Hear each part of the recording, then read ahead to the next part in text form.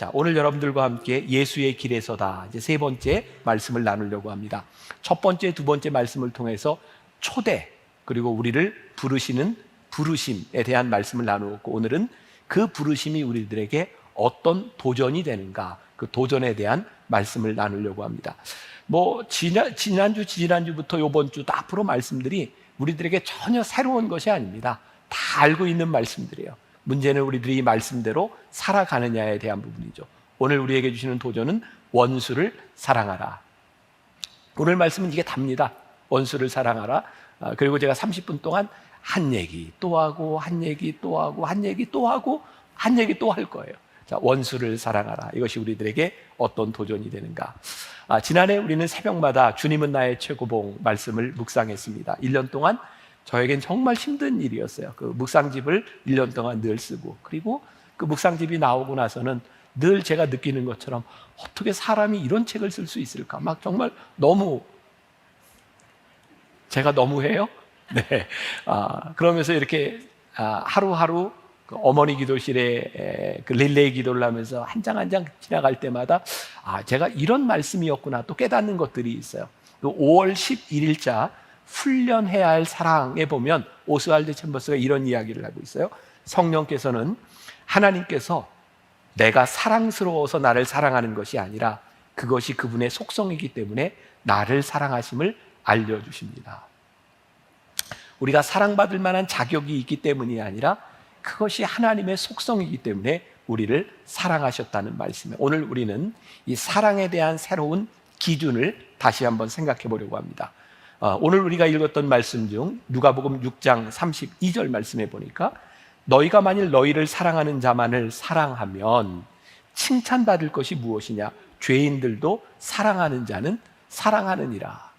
그러니까 우리들이 사실 그 사랑에 대한 이야기를 많이 했지만 그냥 죄인들도 하는 사랑, 그런 사랑을 이야기하지 않았는가? 오늘 우리가 읽은 말씀, 또 마태복음 5장부터 7장까지를 우리가 산상수훈 말씀이라고 하거든요. 이 말씀이 굉장히 중요한 보배로운 그런 말씀이죠. 그런데 이 산상수훈은 예수님이 산에서 말씀하셨어요. 모든 사람들이 이 말씀을 들은 것이 아니라 특별히 예수님의 말씀을 듣기 위해서 산에까지 올라간 사람들에게 하신 말씀이었습니다. 그런데 이 동일한 말씀이 오늘 누가복음에는 평지설교로 되어 있어요. 누가복음 6장 17절에 보니까 이렇게 말씀이 되어 있어요. 예수께서 그들과 함께 내려오사 평지에 서시니 그 제자의 많은 무리와 예수의 말씀도 듣고 병 고침을 받으려고 유대 사방과 예루살렘과 두로와 시돈의 해안으로부터 온 많은 백성도 있더라. 이제 오늘 이 말씀은 어떤 말씀이냐면 예수님이 평지에 내려오셨는데 사람들이 목적이 다 달랐어요. 어떤 사람은 병 고치기 위해서, 어떤 사람은 좀 말씀 좀 듣고 부자가 되자, 이런 것도 있고, 다 다른 생각을 가지고 온 모든 사람들에게 예수님이 이 원수 사랑에 대한 말씀을 하고 계신 거예요. 그러니까 오늘 이 말씀은 여기에 있는 우리들이 예배를 드리러 왔지만 어떤 마음을 가지고 왔는지 모르지만 오늘 우리 모두에게 하시는 말씀인 거죠. 자, 오늘 이 원수 사랑에 대한 말씀을 하고 계시는데 여러분 가만히 생각해 보세요. 이 세상에 있는 종교 중에 사랑하라라고 가르치지 않는 종교가 어디 있을까요? 그리고 이 구약 시대에도 보니까 내 이웃을 사랑하라. 그런데 모든 종교들에서 가르치고 있는 그 사랑은요, 이웃에 대한 사랑입니다. 원수를 사랑하라고 하는 것은 오직 예수님만이 우리들에게 하신 말씀이죠. 그리고 보편적인 우리의 가치, 눈은 눈으로, 이는 이로, 우리들은 어쩌면 이 공의를 사랑이라고 생각할지 모르는데 예수님은 오늘 우리를 이 사순절에 예수의 길로 부르셔서 새로운 사랑에 대한 도전을 우리들에게 하고 계신 거죠. 자, 우리들이 일상을 살아가면서 우리들을 참 힘들게 하는 것들이 있어요. 그게 뭐냐면 우리들 속에 있는 욕구, 욕망 같은 거죠. 아마 대부분의 사람들은 애정 욕구가 있습니다. 누군가로부터 사랑을 받고 싶은 욕구가 있어요. 또 그런가 하면 많은 사람들은 성공에 대한 욕구가 있어요. 내가 성공해야지. 요즘 TV에 아주 그 인기 있는 프로그램 중에 하나가 오은영 박사가 이렇게 진행하는 금쪽이라고 하는 프로그램이 있죠. 거기에도 보면 아이들이 어떤 문제를 가지고 있을 때 이상행동을 할 때 보면 그 아이들이 굉장히 많은 그 욕구 불만을 가지고 있는데 그 욕구 불만의 배후에 가보면 상처가 있어요. 그러니까 이 욕구라고 하는 것, 우리들의 애정 욕구, 성공 욕구, 우리들이 가지고 있는 그 욕구들이 가만히 들여다보면 과거의 상처에서부터 기인되는 것들이 많이 있어요. 그래서 과거의 상처를 극복하기 위해서 우리들이 누군가에게 보상을 받으려 하고 누군가에게 인정을 받으려고 하고 그게 채워지지 않으면 견딜 수 없는 겁니다. 이 부분에서 우리는 누구도 자유롭지 못합니다. 여러분, 누군가에게 인정받지 않고 사랑받지 않고 우리들 견딜 수 있나요? 그런데 이렇게 보편적인 이런 욕구라고 하는 것이 왜 문제냐?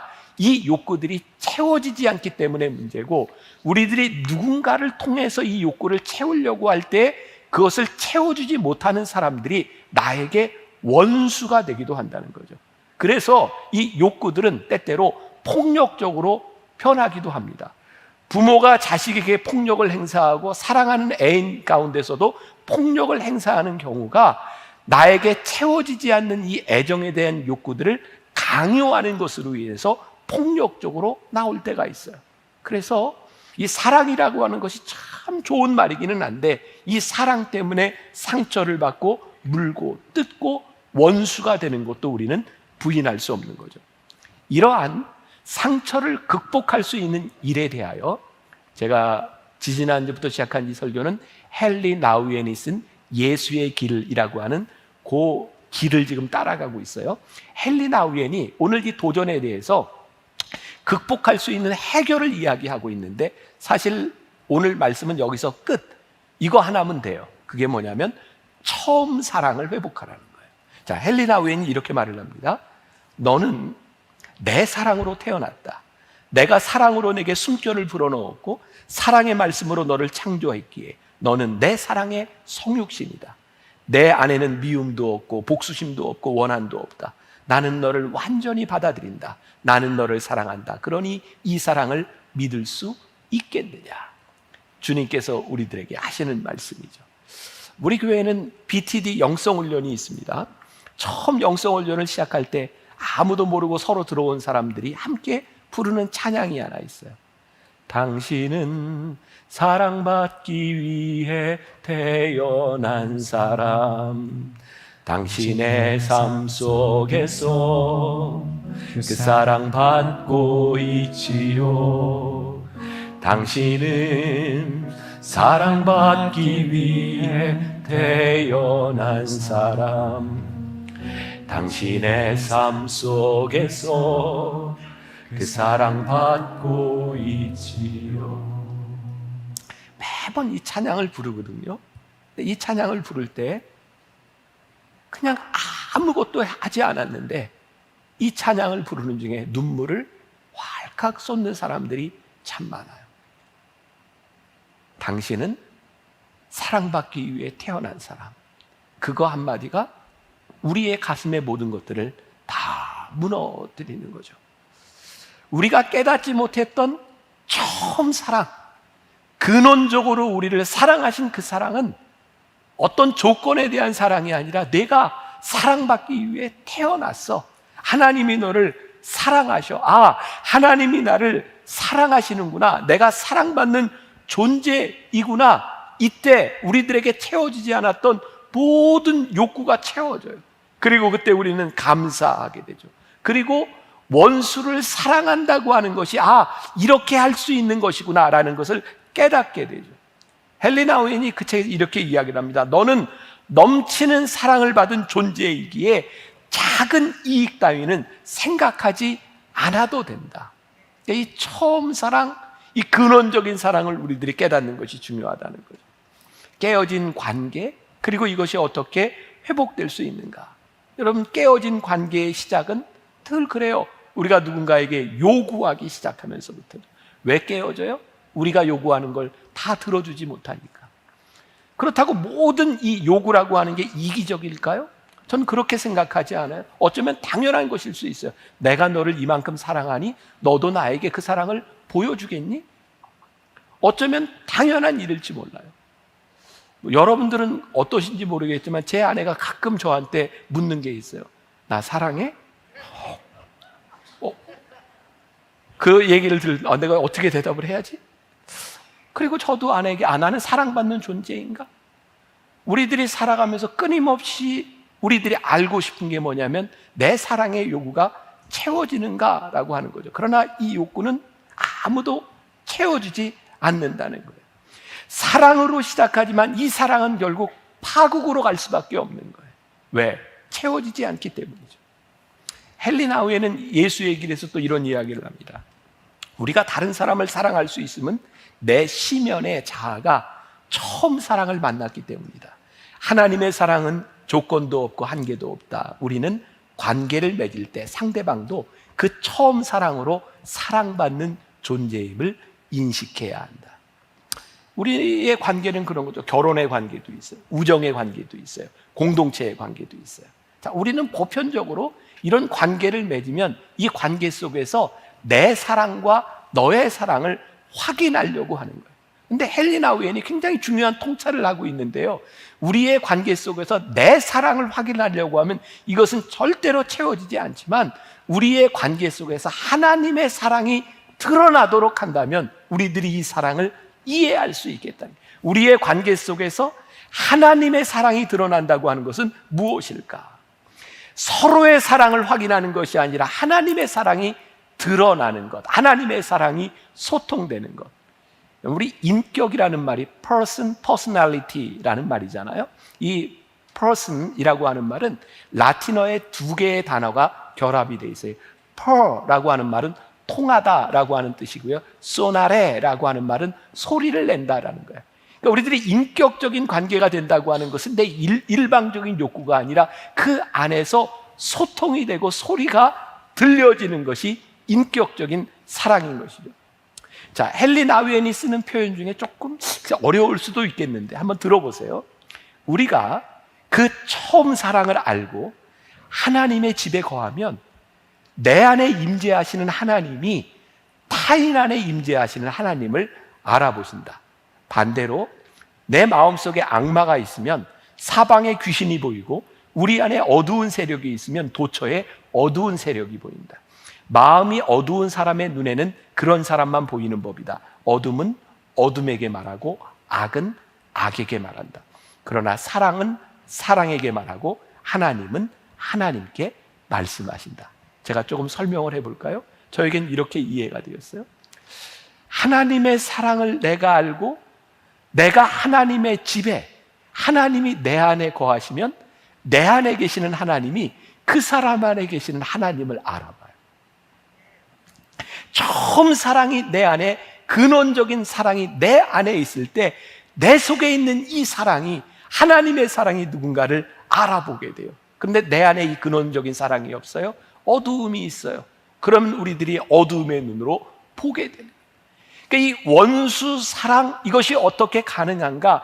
내 안에 하나님의 사랑이 있어서 당신은 사랑받기 위해 태어난 사람, 당신의 삶 속에서 그 사랑받고 있지요.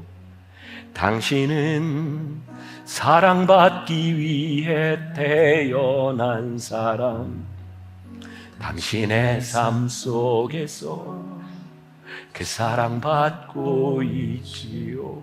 이 근원적인 사랑이 내 안에서 은혜로 고백돼요. 그때 화해가 이루어지는 거예요. 그러니까 우리들의 화해, 우리들의 문제, 원수의 사랑이 어떻게 해결될 수 있는가? 내 안에 나를 사랑하시는 하나님의 근원적인 사랑이 우리들 안에서 고백되는 거예요. 오늘 이 설교는 지난해 수요예배 때 지금 용인 만나에 가 있는 우리 최호균 목사님이 설교했던 그 부분이기도 해요. 그 설교 중에 이런 이야기를 했어요. 그 목사님한테는 아들이 둘이 있는데 이 형과 동생이 싸움을 한 거예요. 뭐 누가 먼저 시작을 했는지 모르지만 뭐 이제 싸우기 시작하는데 네가 잘못했다. 네가 잘못했다. 그러니까 아빠가 둘을 데려다 놓고 야, 아빠가 어떻게 해줄까? 그랬더니 형이 얘 좀 혼내주세요. 동생이 아니에요. 얘 좀 혼내주세요. 그랬더니 아빠가 어떻게 했을까요? 둘 다 혼낸 거예요. 아빠에게 두 아들은 똑같은 거예요. 이 아들이 볼 때 형이 잘못했어요, 동생이 잘못했어요 라고 이야기하지만 아버지 앞에서 이 아들은 똑같은 거예요. 여러분, 하나님의 근원적인 사랑, 그 사랑은 이기적인 사랑이 아니라 통일한 사랑을 우리들에게 보게 하죠. 그래서 마태복음 5장 45절에 이렇게 말씀이 되어 있어요. 이같이 한즉 하늘에 계신 너희 아버지의 아들이 되리니 이는 하나님이 그 해를 악인과 선인에게 비추시며 비를 의로운 자와 불의한 자에게 내려주심이라. 이 말씀 굉장히 우리 지금 힘들게 하는 말씀입니다. 하나님 왜 악인한테 비를 주시고 악인한테 해를 주시는 거예요? 그런데 그 악인이 어떤 사람이에요? 하나님께 악인이 아니라 내가 생각하는 악인인 거예요. 우리들에게 진짜 기쁜 소식은 하나님께는 원수가 없다는 거예요. 하나님은 모든 사람을 극진히 사랑하시고 하나님은 어떤 사람도 차별하지 않는다는 거예요. 그럼 원수는 하나님의 원수가 아니라 누구 원수예요? 나의 원수인가요? 내가 원수로 생각하는 거예요. 원수의 기준은 하나님의 기준이 아니라 나의 기준이죠. 내가 그 사람을 하나님의 사랑을 받을 자격이 없는 사람이라고 생각하고 그 사람은 그런 대우를 받는 게 마땅하다고 생각하는 것, 그것이 바로 내가 가지고 있는 기준이죠. C.S. 루이스의 책 천국과 지옥의 이혼이라는 책이 있어요. 여러분, C.S. 루이스 제가 참 많이 인용을 하는데 요즘 연극 중에 프로이드하고 이 C.S. 루이스의 그 유실론자와 무실론자의 논쟁인 연극이 유명한 거 아시죠? 그 C.S. 루이스가 이 C.S. 루이스예요. 제가 많이 이야기하는. 자, 이 C.S. 루이스의 책 천국과 지옥의 이혼이라는 책에 보면 이 소설에서 이런 얘기를 해요. 지옥에 있는 사람에게 한 번은 천국에 올라갈 수 있는 기회가 주어진다는 거예요. 그런데 이 천국의 문턱에서 지옥에 있는 사람들이 대부분 천국에 들어가는 걸 거절한답니다. 왜냐하면 천국에 올라갈 수 있는 기회가 주어졌는데 그 천국에 내 원수가 있는 거예요. 그래서 천국을 거절한다. 그러면 타인이 지옥이라는 말 그런 거 아닐까요? 그 사람이 있음으로 인해서 지옥이 되는 거예요. 내 사랑의 기준으로 인하여 하나님의 사랑이 용납되지 않는 거죠. 우리는 사랑할 만한 사람만 사랑할 수 있다고 생각해요. 자, 오늘 우리가 읽었던 본문 말씀 누가복음 6장 32절부터 34절 우리 같이 한 목소리로 읽어봅니다. 자, 시작. 너희가 만일 너희를 사랑하는 자만을 사랑하면 칭찬받을 것이 무엇이냐? 죄인들도 사랑하는 자는 사랑하느니라. 너희가 만일 선대하는 자만을 선대하면 칭찬받을 것이 무엇이냐? 죄인들도 이렇게 하느니라. 너희가 받기를 바라고 사람들에게 구워주면 칭찬받을 것이 무엇이냐? 죄인들도 그만큼 받고자 하여 죄인에게 구워주느니라. 우리들이 지금 생각하고 있었던, 우리들이 사랑이라고 생각했던 것이 우리 예수님이 뭐라고 말씀하시는 거예요? 이놈들아, 세상 사람들도 그거 다 하는 사랑이야. 우리에게 사랑의 조건이 붙으면 그것은 사랑이 아니라 거래가 되는 거죠. 그리고 우리는 정말 수없이 하나님을 믿는다고 했지만 이 세상과 똑같은 사랑을 이야기했어요. 자식이 부모에게 이야기하는, 이놈아, 내가 너를 어떻게 대했는데. 남녀 간의 관계에 있어서도 부부의 관계에 있어서도 사실은 우리는 하나님의 사랑으로 살아갔던 것이 아니라 세상 사람들로 하는 통일한 사랑을 가지고 우리들이 그것을 하나님의 사랑이라고 착각하고 살아가지 않았느냐는 것. 자, 오늘 우리들에게 주시는 도전, 원수를 향한 사랑. 그리스 정교의 수도사인 스타레츠 실로안이라는 사람이 이런 말을 했답니다. 원수를 위해 기도하면 평안이 찾아오고 원수를 사랑하는 사람에게는 반드시 은혜로 하나님의 사랑이 임한다. 여러분, 우리들의 삶이 어떠한지, 우리들의 생각이 어떠한지 사실은 우리의 죽음 앞에서 가장 명확하게 우리의 모습이 드러나요. 예수님께서 십자가에 달리실 때 누가복음 23장 34절에 예수님이 마지막으로 이렇게 기도하세요. 아버지, 저들을 사하여 주옵소서. 자기들이 하는 것을 알지 못합니다. 사도행전 7장에 스데반이 순교의 자리에서 돌에 맞아 죽으면서 이렇게 얘기합니다. 주여, 이 죄를 그들에게 돌리지 마옵소서. 우리들이 생각하는 원수, 우리들이 생각하고 있는 아군과 적군, 우리들이 원수라고 이야기할 때 그것은 절대적인 가치 기준에 의해서 움직이는 것이 아니라 우리들이 스스로 원수라고 정의한 그 사람들 때문에 우리의 정체성이 명확해지는 거예요. 그럼 지금 우리나라에서, 아니 전 세계적으로 이렇게 일어나고 있는 현상들, 극단적으로 사람들을 혐오하는 일들 가만히 보세요. 그 원수를 정해놔야 내 정체성이 생기는 거예요. 그래서 내 정체성을 명확하게 하기 위해서 우리는 원수라고 생각하는 사람들에서 더 증오하고 더 나쁜 말을 하고 그렇게 살아가요. 저는 하나님의 말씀이 우리들에게 복음인 것은 이 말씀, 우리들에게 근원적인 사랑이 회복되지 않으면 지금 이 사회 속에 만연하고 있는 이 헤이트, 서로를 증오하는 이 일들이 도저히 없어질 것 같지 않아요. 지난주에 제가 어떤 목사님한테 그런 얘기를 들었어요. 꽤 큰 교회 목사님이에요. 그 목사님이 주일 일부 설교를 마치고 났는데 지지난주입니다. 그러니까 대선 있기 바로 전주. 부목사님이 찾아오더니 목사님한테 굉장히 어렵게 이야기를 하더래요. 목사님 죄송하지만 넥타이를 좀 바꿔 매시면 안 되나요? 근데 목사님은 아무 생각 안 하고 넥타이를 메고 왔는데 빨간 넥타이를 맨 거예요. 그랬더니 예배를 마치고 나가면서 교인들이 목사님이 혹시 어떤 한쪽을 지지하는 게 아니냐고. 그래서 넥타이를 뭐로 바꿀까 갑자기, 그래서 사무실에 보니까 다행스럽게도 이렇게 스트라이프 줄이 간 넥타이가 있는데 빨간 줄, 파란 줄, 빨간 줄, 파란 줄가 있는 넥타이가 있어요. 그래서 그거 메고 설교했대요.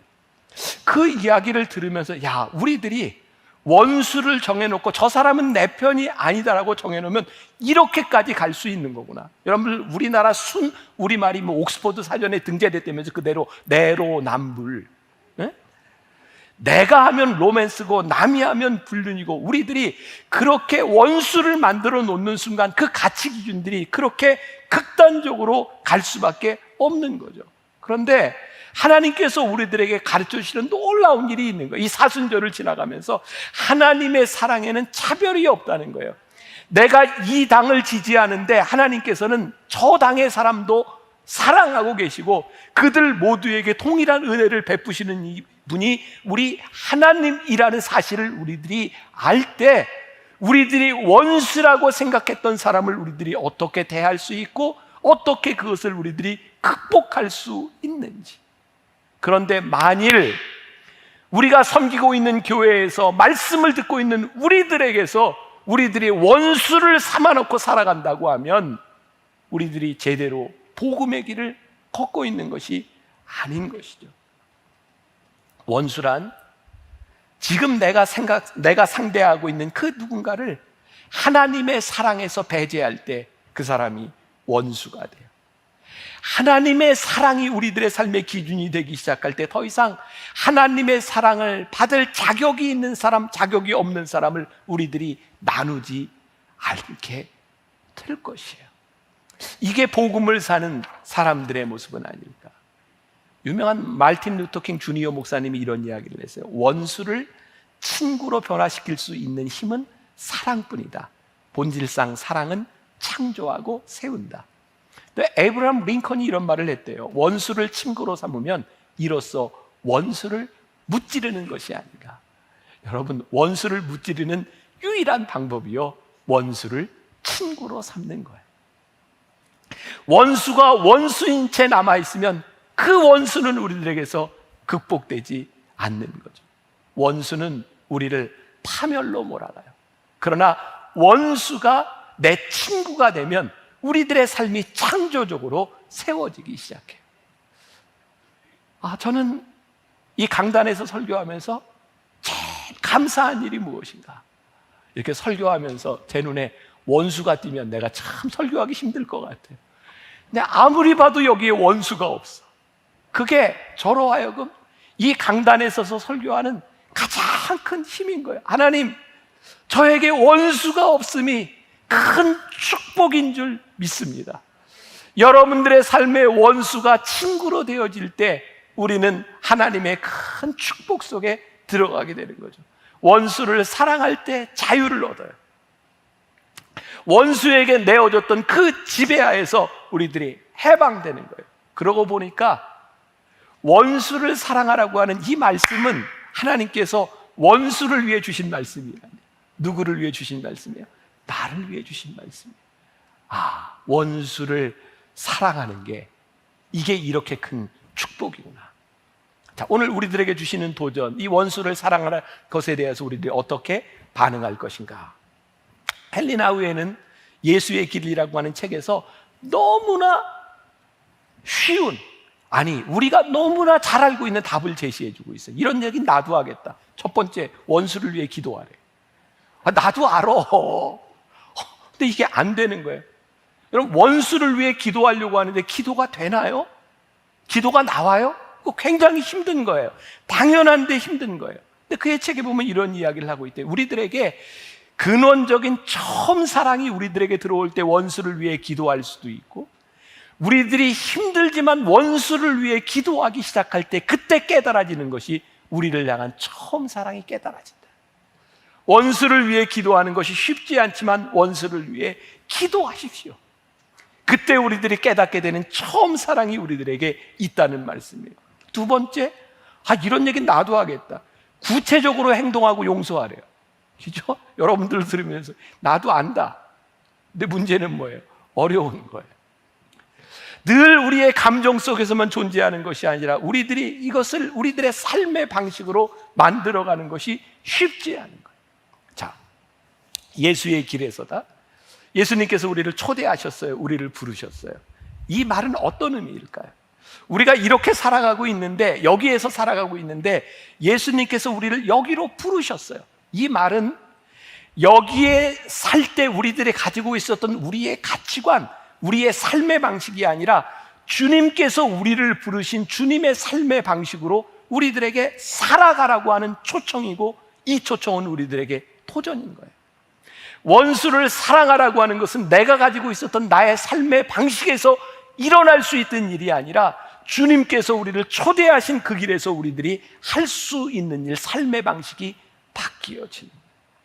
여러분, 우리가 예수를 믿는다, 예수님을 따른다, 우리가 제자가 된다 라고 하는 말씀은 우리들이 살았던 우리들의 삶의 방식에서 예수의 길에 우리들이 들어서서 우리의 삶의 방식이 바뀌어지는 거죠. 우리가 예배드리고 말씀 듣고 우리가 그렇게 오랜 시간을 신앙생활해도 이 자리로 우리들이 움직여지지 않는다면 우리는 예수의 길에 들어선 사람들이 아니죠. 처음 사랑, 근원적인 사랑 참 힘들죠. 그래서 이사야 43장 1절부터 4절까지 보니까 하나님이 그 이스라엘 백성들을 어떻게 사랑하시는지 하나님이 사랑을 고백하고 계시는데, 유진 피터슨의 메시지 성경으로 제가 좀 읽어드려요. 두려워하지 마라. 내가 너를 속량했다. 내가 내 이름을 불렀다. 너는 내 것이다. 내가 길을 잃고 갈팡질팡할 때 내가 함께할 것이다. 내가 물에 빠져 허우적거릴 때 가라앉게 내버려 두지 않을 것이다. 사면 초가에 처해도 그것이 내게 막다른 골목이 되지 않으리라. 나는 하나님, 곧 너의 하나님, 이스라엘의 거룩하니 너의 구원자이기 때문이다. 나는 어마어마한 값을 치르고 너를 샀다. 너를 얻으려고 이집트를 다 귀중한 구스와 스바도 같이 내놓았다. 너는 내게 그만큼 소중하다. 내가 너를 그만큼 사랑한다. 너를 얻기 위해서라면 나는 온 세상도 팔 수 있다. 창조 세계와 너를 맞바꿀 수도 있다. 그러니 두려워하지 마라. 내가 너와 함께한다. 이게 하나님께서 우리를 향해 말씀하신 하나님의 사랑이고, 이것이 우리들에게 주시는 도전이고, 우리가 주님의 삶을 따르기로 결심할 때 이 근원적인 사랑을 가지고 우리들이 주님의 길을 함께 가는 거예요. 태초부터 여러분들을 사랑하시던 그 사랑이 우리를 원수 사랑으로 우리를 초대하고 계세요. 그래서 우리는 예수의 길을 가요. 그럼 예수의 길을 간다고 하는 게 어떤 의미일까요? 예수의 길을 가면 우리들의 삶의 모든 고난과 역경이 없어질까요? 아니에요. 예수의 길을 가는 동안 어쩌면 우리들은 더 곤고한 일을 처할지 몰라요. 더 힘든 일을 지나갈지 몰라요. 근데 예수의 길은 우리들이 그 가운데 예수님과 함께 동행하는 길이에요. 제가 몇 번 여러분들에게 이야기한 적에서 제가 제일 좋아하는 단어 하나를 꼽으라면 꼽을 수 있는 단어 중에 하나가, 제가 이제 독일어 공부할 때 그 독일어로 제자라고 하는 말, 나하폴게라는 말이 있어요. 나하는 애프터라는 말이고, 폴겐, 따른다, 걷는다는 거예요. 제자의 도가 뭐냐면 예수님의 뒤를 따라 걷는 게 제자예요. 우리가 원수 사랑을 할 수 있는 이 원수 사랑도 내 길을 가면서 할 수 있는 것이 아니라 예수님을 따라 그 길을 걸으면서 우리들이 할 수 있는 일이에요. 그때 주님의 길을 따라갈 때 우리들이 예수님의 동료가 돼요. 동료, 영어로 컴패니언이라고 하는 말이 있죠. 이 컴패니언이라고 하는 말도 라틴어에 두 개 단어가 결합이 돼요. 컴, 함께라고 하는 말과 파니스, 빵이라고 하는 말이에요. 이게 대단한 말이에요. 주님과 함께 빵을 먹는 거예요. 주님과 함께 먹고 거하는 거예요. 주님의 동료가 되는 거예요. 우리들이 그 길이 어떤 길인지 몰라요. 우리들이 예측 못할 길인지 몰라요. 근데 주님이 우리를 초대하셔서 그 길에 우리들이 주님과 함께 통행하며 가는 거예요. 원수를 사랑해라. 원수 사랑이 그 원수를 향해 주시는 말씀이 아니라 나를 위해 주시는 말씀이구나.